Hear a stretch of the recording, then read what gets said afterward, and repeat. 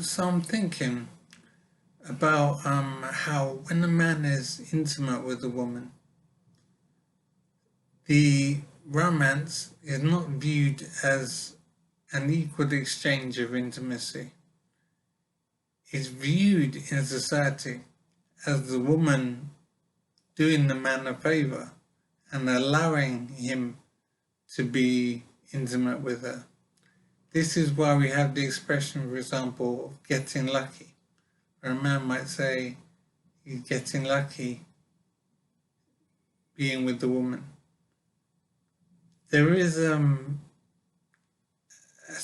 situation where the woman is seen to be granting the man access to her intimacy, to her sex. It's not an equal exchange of intimacy. It is the woman granting the man the ability to be intimate with her. Now this is a very bad situation for men. It's very unfair and can lead to many kinds of allegations of sexual abuse or behaving improperly with the woman. And I'm thinking at the moment that I don't really see a way to avoid this situation. It seems that if a man is intimate with a woman, he has to accept the negative situation where he is vulnerable to being accused of being inappropriate with her, of abusing himself, of abusing the woman, and he might be accused of being a rapist even. So it's a very bad situation for a man when in a romantic relationship with a woman. Any romantic encounter can be stated by the woman as being unwanted and being imposed on her.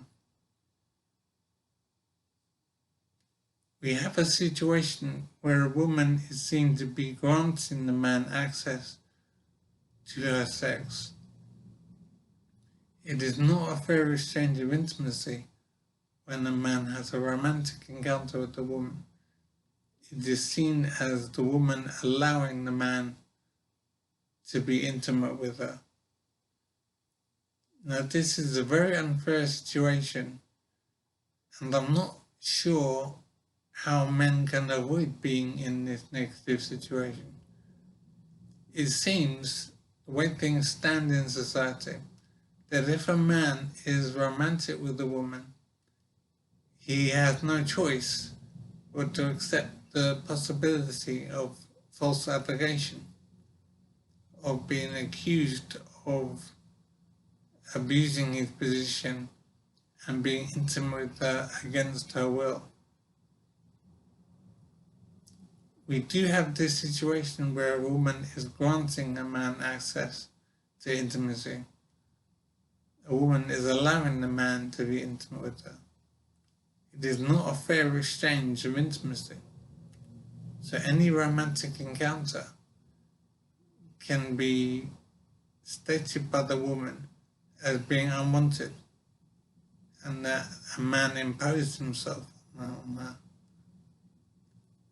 And I've been thinking for a while and I can't see a way necessarily to avoid this situation. And this is even the case if the man is married to the woman.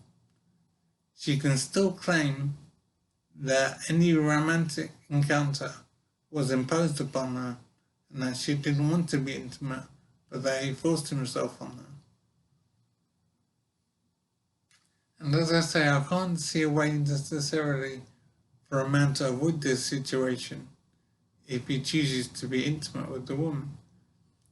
I've decided, for example, in my own life, to avoid the possibility of false allegation, of being sexually abusive. So I've chosen to not be intimate with the woman, to not have sex with the woman, basically. And this is the only way I can see to be safe from the possibility of any false allegation. Now, obviously, it's very unlikely to be falsely accused, but I'm not prepared to accept the risk by being intimate with the woman. So I won't be intimate with women anymore in life. And it's the only way I can see to be safe from false allegation. I think it's very unfortunate, but as I say, intimacy is not seen as a fair exchange between man and woman. It's seen in society as the woman granting the man access. As I said, this is where we have the expression getting lucky. Man might get lucky being with a given woman. So intimacy is not a fair exchange between man and woman. It's the woman allowing the man to be intimate with her.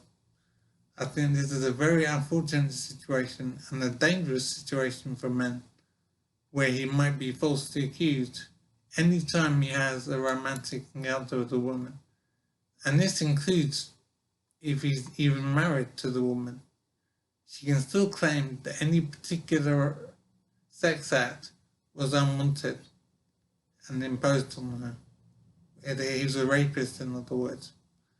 So it's a very dangerous situation for men, and I can't see a way for men to avoid this situation if he wants to be intimate with a woman.